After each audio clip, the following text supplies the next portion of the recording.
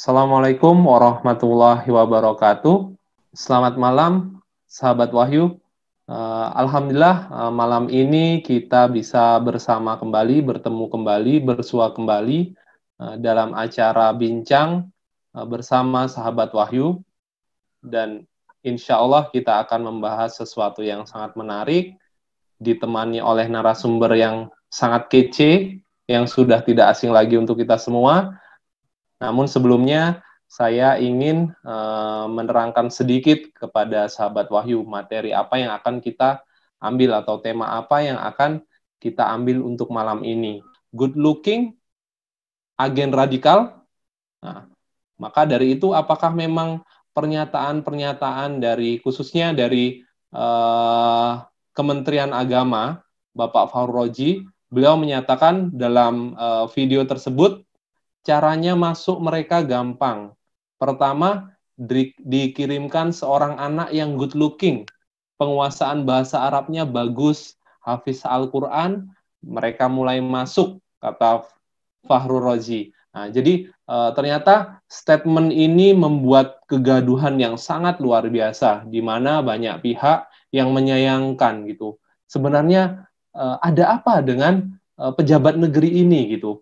Kenapa selalu membuat isu ataupun melempar sesuatu yang akibatnya itu menurut saya sangat fatal gitu. Beliau adalah seorang pejabat negeri ini, namun statement-statement bahwa kita ketahui bahwa negeri ini adalah negeri kaum muslimin terbesar di dunia gitu. Namun kita mempunyai pejabat tinggi negeri yang dari statement-statementnya itu sangat menohok gitu untuk kalangan umat Islam secara khususnya di Indonesia dan secara umum untuk seluruh umat Islam di dunia gitu. Karena kita lihat bahwa dari statement-statement ini kita lihat bahwa sepertinya memang ada sesuatu yang agenda yang ingin disampaikan gitu. Tidak hanya keceplosan, mungkin ada yang sebagian bilang biasalah, mungkin keceplosan atau tidak sengaja gitu. Tapi kita lihat sebenarnya nanti akan kita ulik lagi bahwa pernyataan-pernyataan ini tidak hanya sekali dilakukan oleh beliau gitu. Sebelumnya saya akan memperkenalkan narasumber kita. Assalamualaikum warahmatullahi wabarakatuh. Selamat malam Bung Rocky. Bagaimana kabarnya Bung Rocky? Alhamdulillah kabar baik, tetap sehat, tetap semangat. Semoga antum juga dan juga para kru di BBWS, bincang-bincang sahabat Wahyu tetap sehat.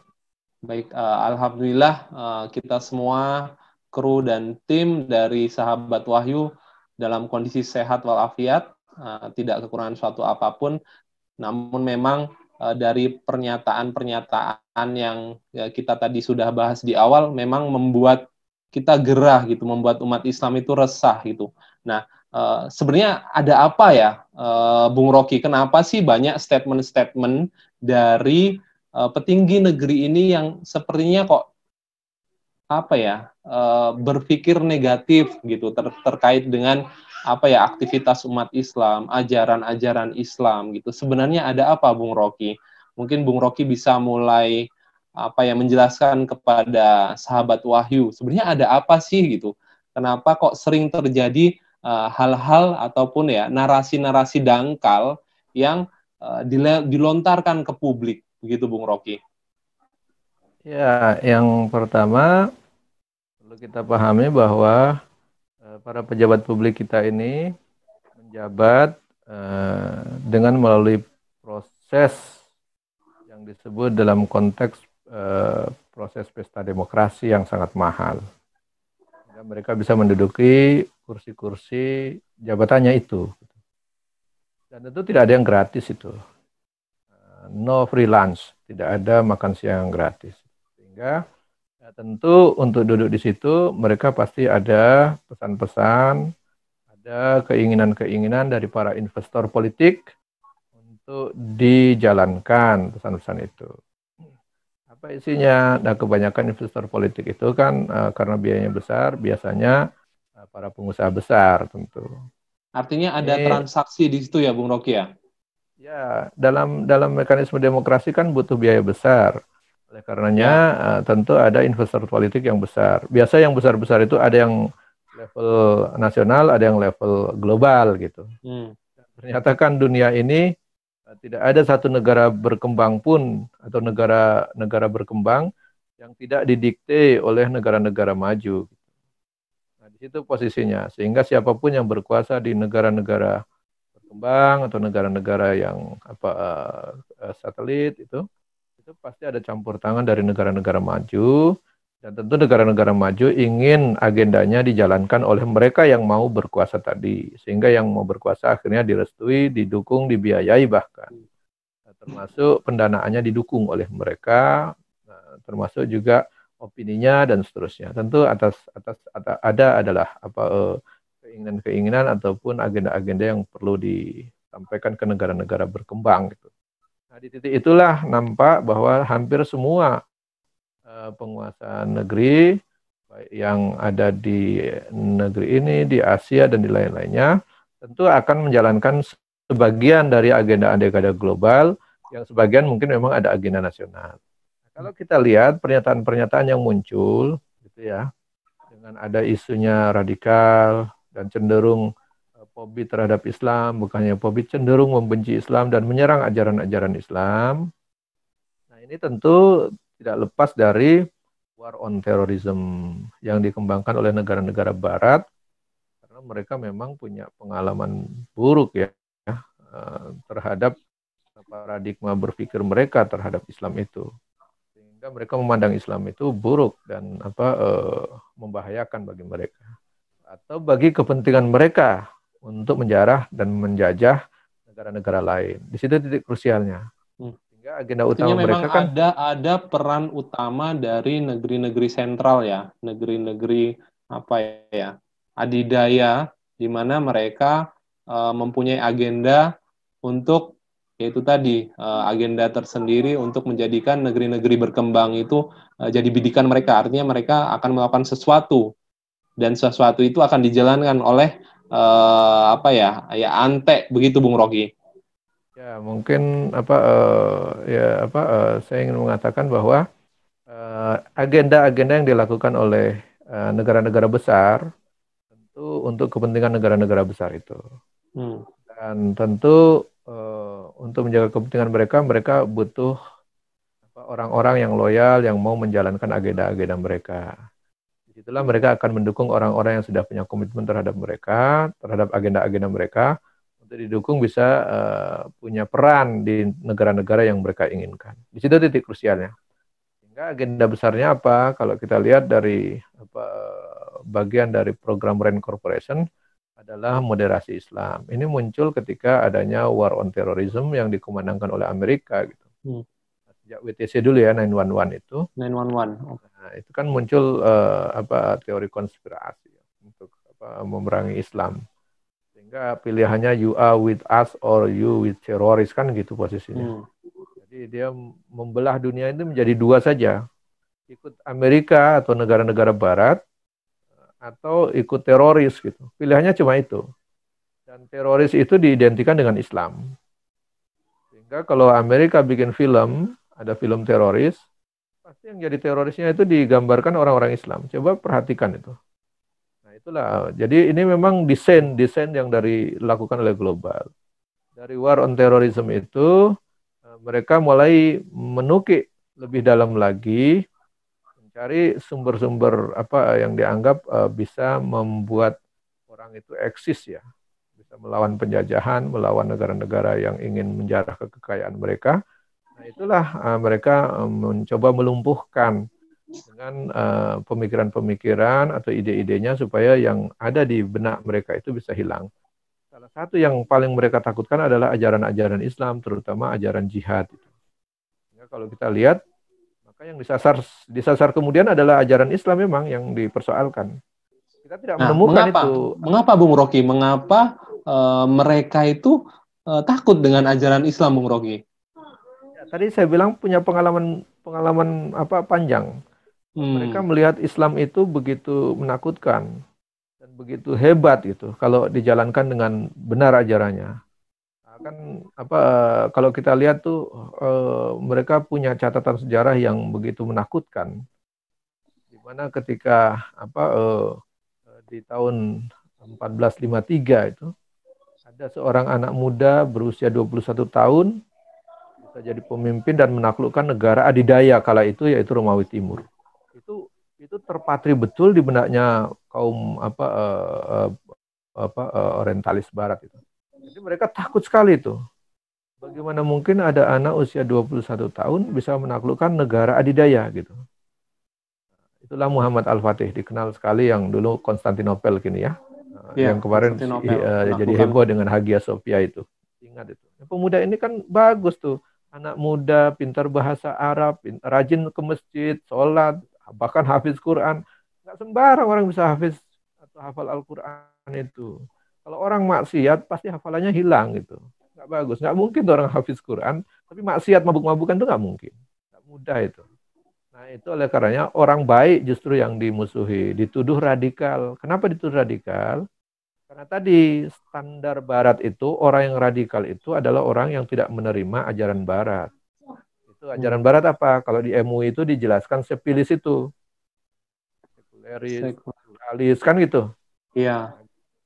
Feminis. Nah, itu yang ditakutkan. Sehingga kalau ada pemuda kita itu sekuler, itu Barat suka. Ada pemuda kita itu suka mabuk, suka mereka.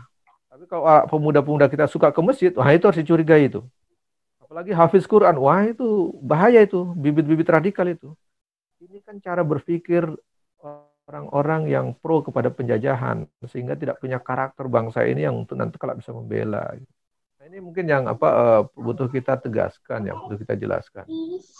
Jadi artinya sebenarnya memang ada ancaman, tapi bisa kita lihat dari dua sisi mata uang ya, Bung Rocky ya.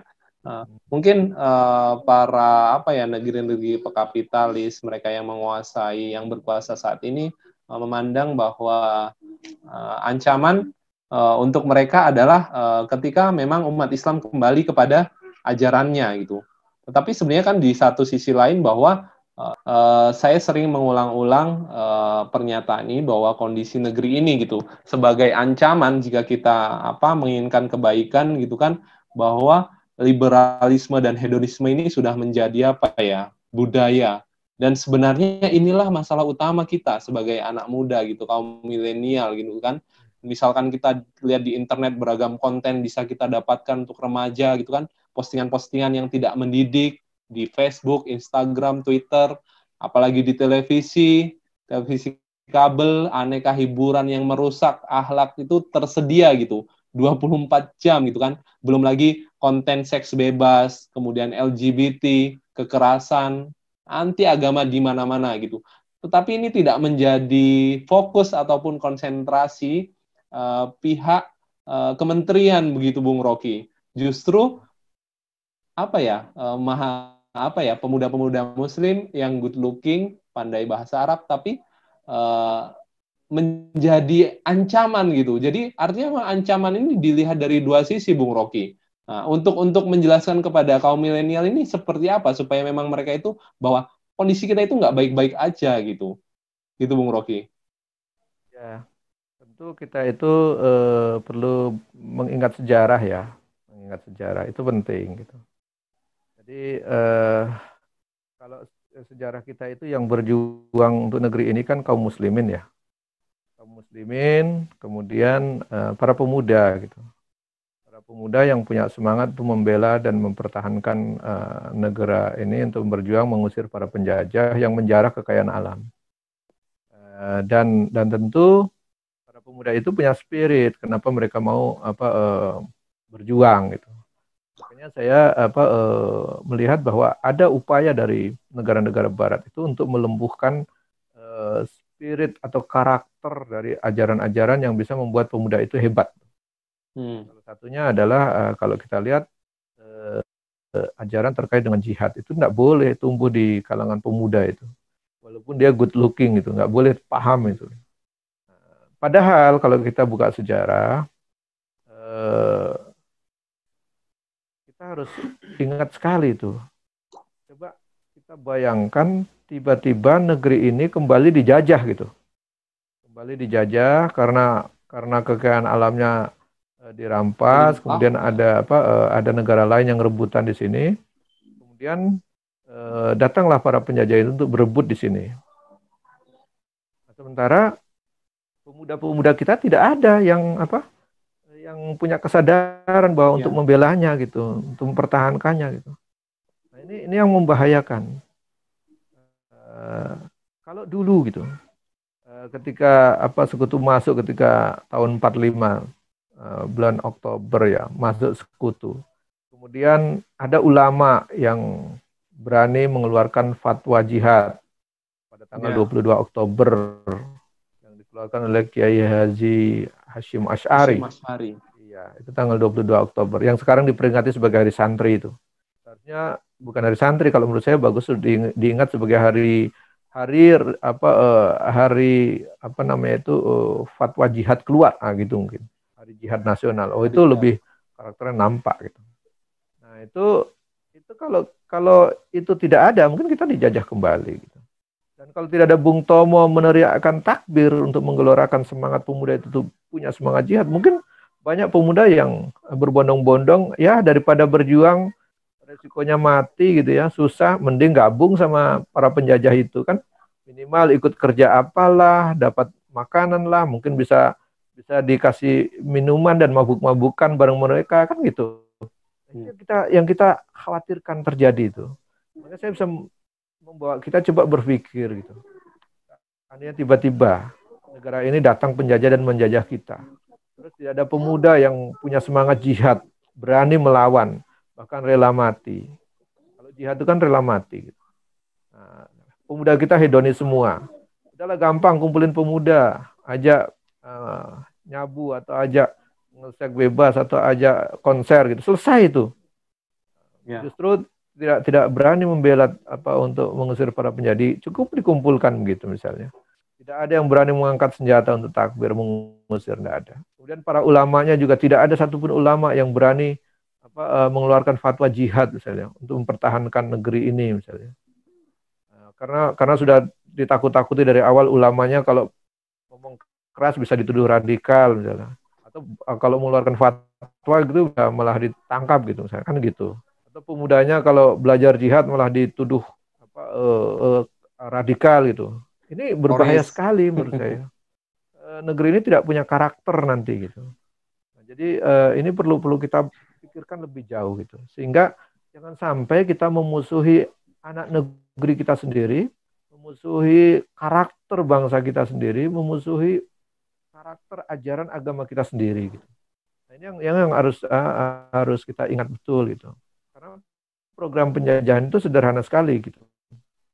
Datangnya penjajah itu dia hanya berharap datangnya dia tidak dipersoalkan, itu pertama. Tidak dipersoalkan apa orang itu cuek. Kedua, kalau orang sudah cuek minimal tidak dilawan gitu.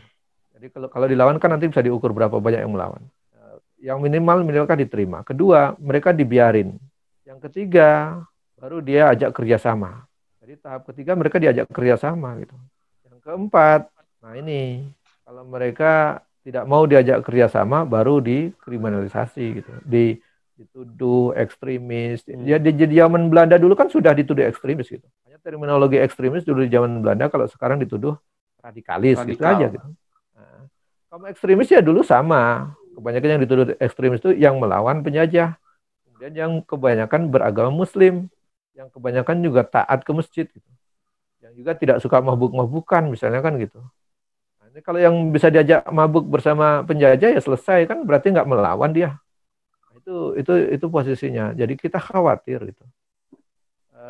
Para penguasa negeri ini yang sudah duduk mendapat amanah menjabat mestinya tidak memusuhi ajaran agamanya pertama. Kedua, tidak memusuhi karakter bangsanya sendiri gitu. Semangat jihadnya, semangat membela tanah airnya, semangat membela kebenaran itu harusnya jangan dimusuhi. Kedua, apalagi anak-anaknya sudah pintar, baik, jadi anak soleh, rajin ke masjid gitu ya. Ini satu aset itu gitu. Minimal negara tidak dibikin pusing gitu. Coba kalau anaknya itu bandel semua, tukang berkelahi semua. Tiap hari negara repot ngurusi orang berkelahi. Tukang mabuk-mabukan, repot orang negara ngurusi anak mabuk-mabukan. Anak-anak SMA-nya semua tawuran aja kerjanya. Repot negara itu. Ini ada anak-anak soleh, bahkan hafiz Quran, kemudian bahasa Arabnya bagus, kemudian malah dituduh radikal, coba bayangkan. Ya, ini justru menjadi pertanyaan gitu, Bung Rocky ya. Sebenarnya siapa yang mencintai negeri ini gitu? Apakah yang dituduh radikal itu, ataukah justru mereka yang sekarang duduk di kursi empuk ini yang memang menjual negeri ini gitu? Ya kalau kita lihat bahwa apa ya, kegiatan dakwah para good looking gitu, anak-anak milenial gitu kan, sampai mereka bisa menjadi imam masjid, kemudian membina anak-anak muda di sekitar masjid menjadi anak-anak yang apa ya, berakhlak Gitu. baik gitu Ya. kan. Nah itu kan sesuatu yang sangat menurut gitu kan, dengan menjadikan ya Islam itu menjadi aturan gitu. Nah tapi ternyata pandangan itu justru salah gitu di mata para pejabat negeri ini, Bung Rocky. Ya. Ya tadi saya bilang mereka bisa saja mereka itu khilaf. Justru disitulah tugas kita menasihati, menyampaikan, menasihati penguasa itu memang resikonya besar karena tentu yang dinasihati orang yang merasa berkuasa kan gitu. Sehingga dia ada jumawa, ada kesombongan dan keangkuhannya. Biasa sulit menerima nasihat itu. Tapi tugas kita tetap memberikan nasihat, menasihati, mengoreksinya kalau dia keliru gitu. Nah, ini ya tugas kita. Nah, sebenarnya kita juga harus mengingatkan tugas tugas apalagi tugas misalnya yang sekarang jadi persoalan kan tugas Menteri Agama. Tetapi kan Menteri Agama itu bisa jadi tidak ada kalau tidak ada yang mengangkat dia. Berarti kan ada yang lebih bertanggung jawab yaitu kepala negara gitu. Kepala negara ini bertanggung jawab terhadap pendidikan anak-anak, terhadap kesolehan anak-anak, terhadap mentalnya anak-anak, terhadap kebaikannya anak-anak gitu. Semestinya yang dilakukan adalah bagaimana dia mengurus supaya anak-anaknya ini bisa sekolah dengan baik, menuntut ilmu dengan baik, dengan lancar gitu ya. Fasilitasnya diperbaiki gitu. Itu yang harusnya dipikirkan gitu. Kalau yang belum pergi sekolah dibujuk, dinasihati supaya sekolah. Supaya jadi anak soleh, kalau ada yang masih mabuk-mabukan dibimbing supaya rajin ke masjid, rajin ibadah. Yang nggak bisa sholat diajari sholat. Nah, itu seharusnya tugas pemimpin itu.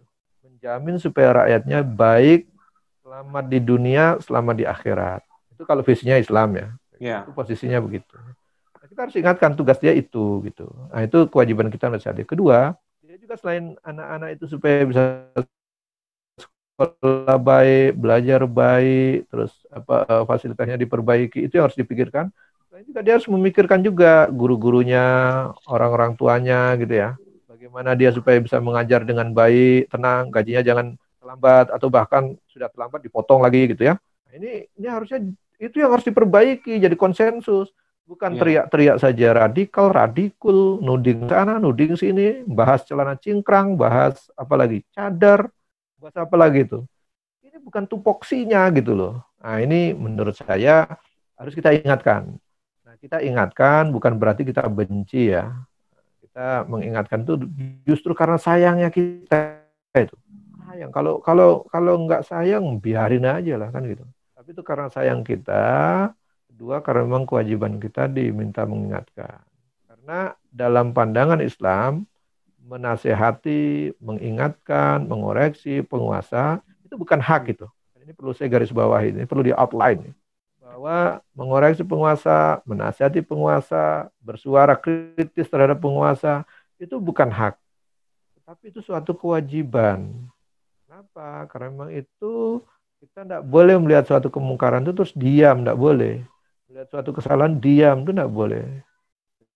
Ini bukan hak, tetapi kewajiban untuk menyampaikan, menyuarakan sesuatu yang benar. Oleh karenanya kita ingatkan Pak Menteri, Pak Presiden, tugas Anda itu mengurusi umat. Itu ada yang sekolahnya susah tuh, sekarang banyak yang nggak sekolah karena corona. Bahkan karena pulsanya susah juga banyak yang ikut sekolah online. Bahkan bukannya susah pulsa, HP-nya nggak punya tuh banyak tuh. Betul. Bahkan punya HP, sinyalnya nggak ada, itu diurus itu yang gitu-gitu, fokus gitu. Ada yang nggak punya seragam, ada yang nggak bisa makan, itu yang harusnya diurus, bukan masalah anak sudah baik, bahasanya Arab bagus, terus soleh, bahkan hafiz Quran. Dia tidak ngurusi supaya bisa hafiz, sudah hafiz Quran, malah dituduh radikal. Ini kalau menurut saya itu termasuk zalim. Bukan hanya zalim, ini menyakiti umat. Bukan hanya menyakiti umat, menyakiti umatnya Rasulullah. Berarti menyakiti Nabi. Bahkan kalau sudah hafal Quran itu yang menjaga Al-Quran itu Al-Quran itu kalamullah. Melecehkan, meledek, bahkan menuding orang yang hafiz Quran, membawa Al-Quran itu sebagai radikal, itu sudah berhadapan dengan Allah, itu menuduh kalimat-kalimat Allah itu radikal juga itu. Ini karena sayangnya kita harus kita ingatkan. Nah, kalau sudah begitu gimana keberkahan negeri ini mau ada gitu. Nah, ini coba ya kita yang bisa mungkin mereka mendengarkan kita baik supaya mereka bisa tahu bahwa kita punya kewajiban mengingatkan. Itu loh banyak pekerjaan, banyak tugas-tugasmu yang memang jadi tanggung jawab sebagai kepala negara itu tidak dilaksanakan dengan baik. Kerjakan itu. Justru yang bukan pekerjaan yang harusnya tidak dipersoalkan, jangan dipersoalkan. Karena tidak lama lah menjabat itu nggak lama itu. Nggak lama. Nanti juga akan berakhir dan selain berakhir hidup di dunia juga nggak lama dan akan berakhir. Nanti pasti dimintai pertanggungjawaban oleh Allah. Pasti ditanya itu, jabatanmu untuk apa? Kenapa kamu mulutmu ngomong begitu gitu ya? Masuk apa? Kenapa kamu mempersoalkan orang yang hafiz Quran dituding membawa benih-benih radikal gitu? Siapa yang ngajarin ngomong gitu? Nah, terus kenapa kamu nggak menjaga orang yang hafiz itu dengan baik? Dia sudah menjaga Al-Quran, malah kamu tuding radikal. Ini pertanyaan-pertanyaan nanti akan sulit dijawab di hadapan Allah kelak itu. Oleh karenanya kita ingatkan. Ini fungsi kita untuk berbincang di sini. Mudah-mudahan bisa didengarlah orang-orang di sekitar mereka supaya bisa memahami, mengingatkan kembali tugas dan kewajiban mereka sebagai pejabat. Itu posisinya, Bang Wahyu. Baik, Bung Rocky. Saya sambil merenung gitu mendengarkan pemaparan dan penjelasan Bung Rocky bahwa memang seharusnya pejabat negeri ini berbahagia gitu kan, bangga gitu dengan para pemuda yang menjadikan agamanya itu menjadi pijakan gitu kan, menjadikan Al-Quran itu sebagai pedoman, mereka hafiz Quran gitu. Tapi nampaknya ya itu tadi karena memang ada agenda khusus untuk menjadikan umat Islam ini menjadi moderat gitu kan, jadi menerima pemikiran-pemikiran Barat. Tapi kita akan masuk kepada segmen berikutnya, Bung Rocky. Segmen ini yaitu apa kata mereka, Bung Rocky.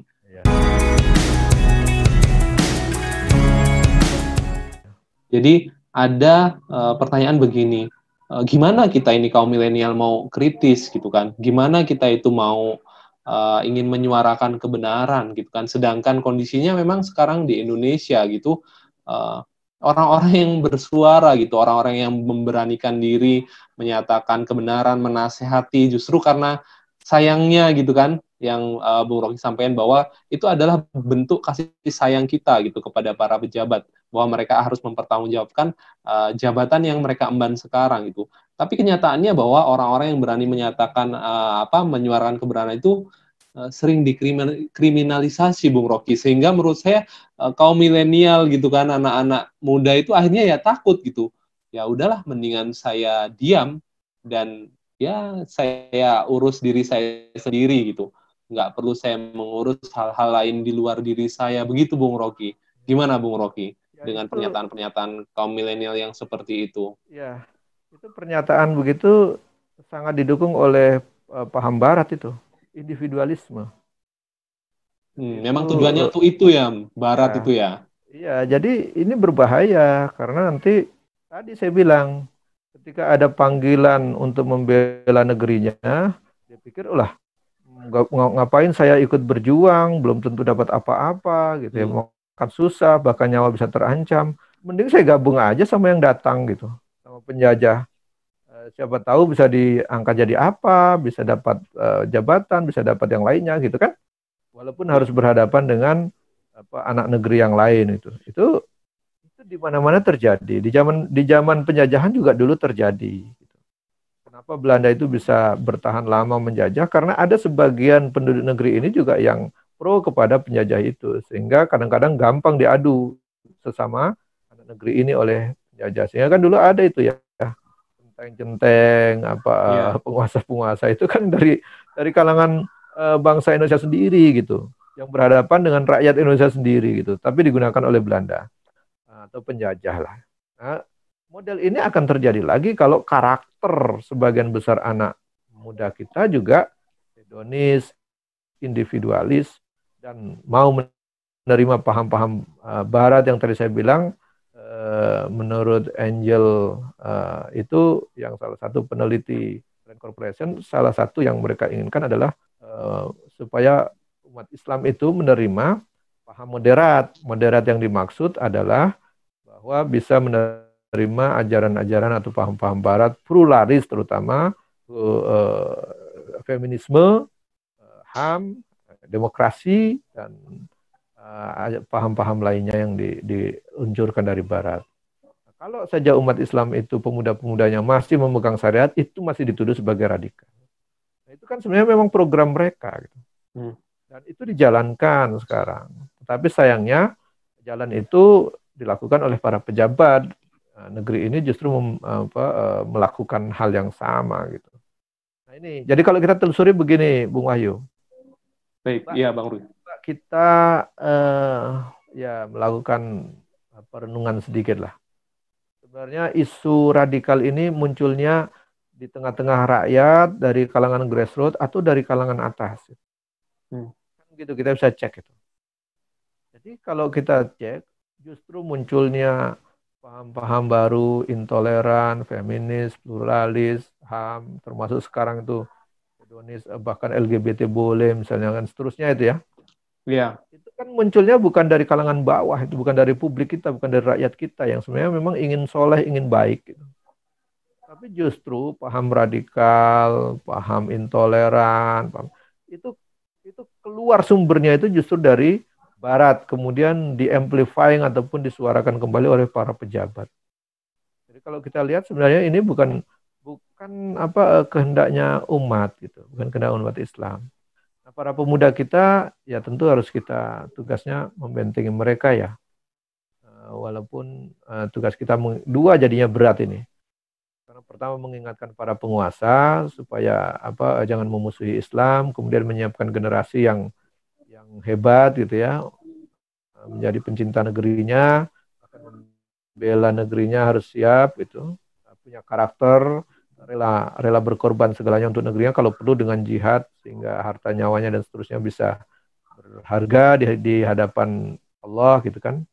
Nah, ini yang mungkin tidak dimiliki gitu. Karena pemuda-pemuda kita harus terus kita ingatkan ya tadi, menasihati penguasa tugas kita, kedua mengajak para pemuda, menasihati umat agar jangan takut untuk belajar Islam, belajar bahasa Arab, termasuk hafiz Qurannya jangan takut, itu karena perintah Allah gitu. Bahkan kalau nanti kelak dijalankan juga karena memang agendanya semakin terus saja, kan tidak berhenti tuh agenda Barat itu. Misalnya harus ada sertifikasi Ustadz misalnya gitu ya. Ya, Lagi booming, ulama lagi gitu rame. ya. Iya. Gitu ya, dai dan seterusnya.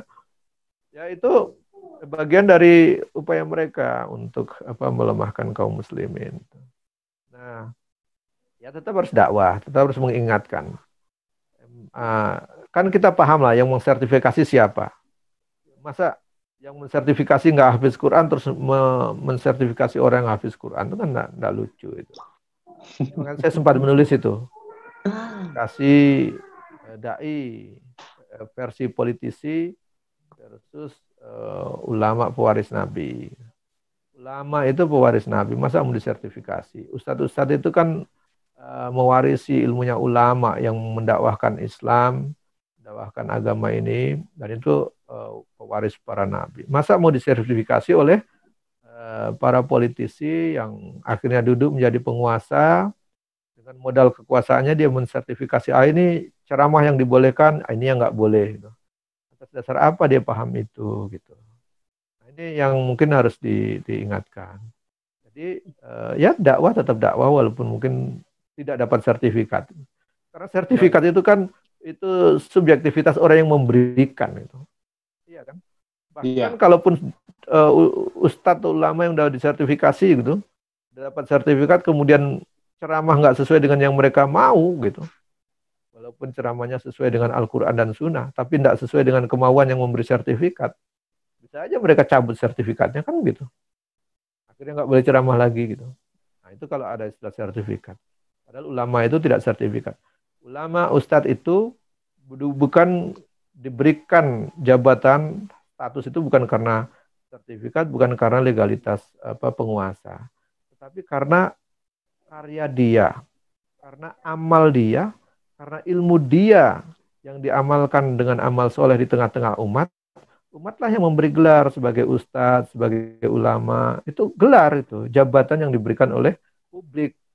Itu tidak perlu sertifikat, tidak perlu dengan surat itu. Jadi tidak berarti surat di situ. Gitu. Kenapa? Karena justru legalitasnya lebih kuat, legalitas publik itu. Kenapa? Ya dia berkarya, ilmunya jelas diakui oleh publik, karyanya jelas, amalnya amal soleh diketahui oleh publik. Begitu dia ngaco, saya mabuk-mabukan bisa dicabut ustadznya oleh publik kan gitu.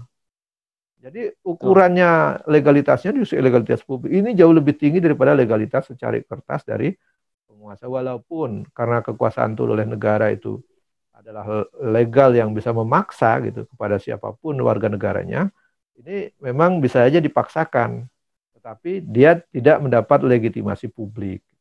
Kan banyak Hmm. juga itu kebijakan yang dipaksakan oleh penguasa karena bermodal legalitas negara, tetapi justru tidak mendapat legalitas publik, tidak diakui publik. Banyak itu. Misalnya negara memaksa bikin terminal di sini misalnya gitu. Publik nggak ada yang mau masuk situ terminalnya kan, jadi nganggur misalnya. Kan gitu. Ya, Nah, itu banyak itu. Jadi itu kenapa? Karena hanya bermodal kekuasaan tapi tidak mikirin bahwa legalitas publik itu punya punya itu sendiri. Nah, ini seperti ini. Misalnya dakwah itu kan legalitasnya legalitas publik. baik, baik. Jadi saya catat, Bung Rocky, sahabat Wahyu sekalian, memang kita harus mempunyai upaya-upaya gitu. Kembali lagi dalam mencintai negeri ini, kita tidak ingin bahwa negeri ini terjerumus terlalu dalam gitu.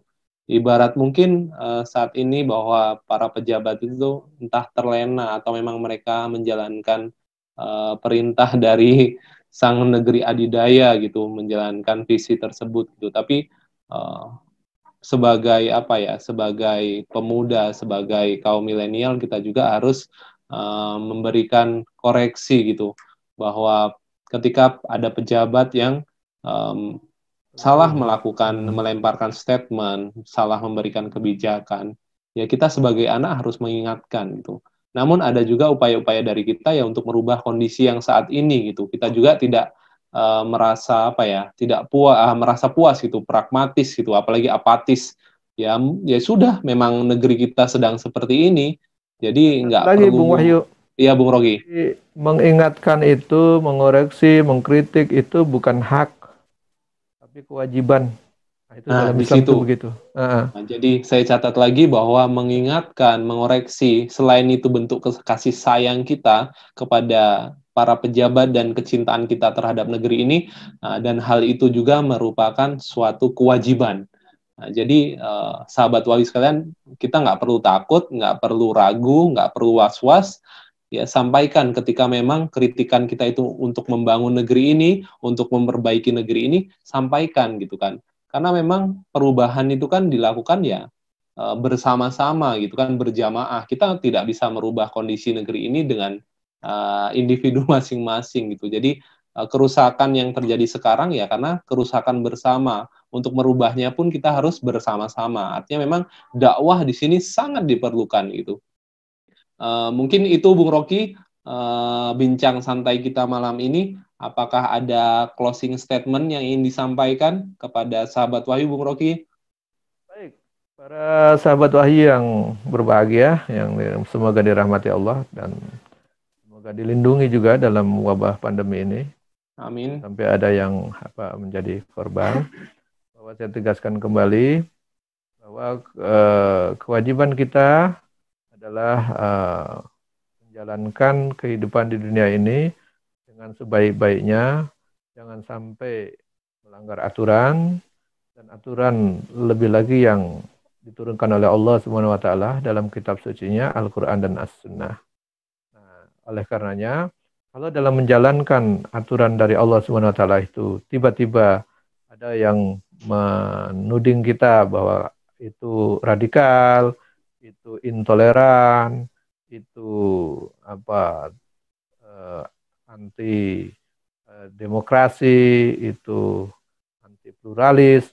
Nah, itu harusnya tetap kita berpegang teguh kepada aturan yang Allah turunkan, dan tentu kita harus menjelaskan dengan baik-baik, menasihati mereka yang berbicara seperti itu, diingatkan kembali bahwa mereka juga kelak akan mati juga, yang kelak juga akan dimintai pertanggungjawaban oleh Allah atas ucapan-ucapan mereka, atas usia yang diberikan oleh Allah kepada mereka, atas jabatan yang Allah berikan kepada mereka, pasti semua akan dimintai pertanggungjawaban. Oleh karena wujud kasih sayang kita adalah menasihati dan mengingatkannya. Dan memang resikonya berat, sahabat Wahyu, kebanyakan orang yang menasihati penguasa dari zaman dulu kala sampai sekarang, ketika menasihati penguasa itu resikonya besar. Bahkan para nabi pun ketika menasihati penguasa bisa dituduh teroris gitu, bisa dituduh berbahaya, bahkan dikejar-kejar, bahkan bukan banyak yang disiksa. Lihat saja bagaimana Musa mencoba menasihati Fir'aun, Ibrahim coba menasihati Namrud, dan seterusnya. Ini menunjukkan bahwa kalau menasihati orang yang sedang berkuasa itu memang resikonya besar.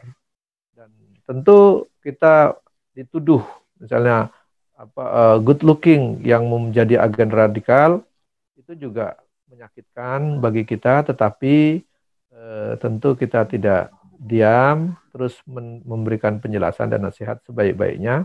Justru kita tunjukkan bahwa kita tidak radikal dengan cara-cara yang radikal, tetapi kita dengan cara-cara yang ahsan, dengan cara-cara yang baik, sesuai yang diajarkan oleh Nabi kita Muhammad SAW, tidak dengan cara kekerasan, tidak cara memaksa, justru berdakwah dengan baik-baik gitu. Nah, tentu kesadaran inilah yang harus kita tumbuhkan. Tidak terpancing dengan tindakan-tindakan atau pernyataan-pernyataan radikal mereka, walaupun perlu kita catat radikal itu harus didudukkan dengan tepat. Itu diperlukan sesuai dengan waktu dan tempat yang tepat. Kalau kita dijajah, masa tidak boleh membela diri, walaupun penjajah menuduh kita radikal. Karena memang itulah pentingnya, oleh karenanya radikal itu kan makna peyoratif, makna negatif. Nah, kita membuat makna itu tepat sesuai porsinya, tidak negatif, tidak positif, tetapi tetap pada porsinya di mana dia harus diletakkan. Oleh karenanya jangan terlalu apologetik, membela diri bahwa kita tidak radikal misalnya. Ya kalau memang kita memenuhi syarat perspektif mereka radikal, biar saja mereka yang bicara, tapi kita punya standar sendiri bahwa itu bukan yang kita maksud radikal, tapi itu aturan yang Allah berikan kepada kita. Mungkin itu, sehingga mudah-mudahan Allah menolong kita, melindungi kita, dan selamat dari berbagai pandemi ini, juga selamat dari kejahatan makhluk yang Allah ciptakan, baik itu virus maupun makhluk-makhluk yang lain. Amin ya Allah. Saya mohon diri, dan semoga kita tetap sehat, tetap semangat. Assalamualaikum warahmatullahi wabarakatuh. Waalaikumsalam warahmatullahi wabarakatuh. Baik sahabat Wahyu, kita sudah sampai di penghujung acara. Saya ingatkan kembali lagi, apabila ada komentar, ada masukan, ada kritik, silahkan sahabat Wahyu bisa menulis di kolom komen di YouTube yang sahabat Wahyu saksikan saat ini. Kami sangat menerima masukan-masukan dari sahabat Wahyu. Apabila memang ada kekurangan kami dalam menyampaikan, ada sesuatu yang salah yang kami utarakan dalam bincang-bincang santai ini, kami mohon maaf. Tidak ada niat untuk menyakiti, hanya kami memang ingin berdiskusi gitu, menjalin komunikasi dengan sahabat Wahyu agar memang permasalahan-permasalahan yang kita hadapi itu kita kaji itu, kita cari solusinya gitu kan, berdasarkan solusi Islam, karena memang kita ini umat Islam gitu. Jadi tidak ada solusi terbaik untuk kita selain solusi Islam gitu. Dan mudah-mudahan ini bisa diterima oleh sahabat Wahyu semuanya. Dan alhamdulillah kita malam ini sudah masuk ke episode ke-6. Sampai berjumpa lagi di episode selanjutnya, insya Allah dengan tema yang lebih menarik lagi, masih bersama saya, Wahyu, dan Bung Rocky Almaroki. Baik sahabat Wahyu, sampai jumpa di episode selanjutnya. Saya akhiri, wassalamualaikum warahmatullahi wabarakatuh.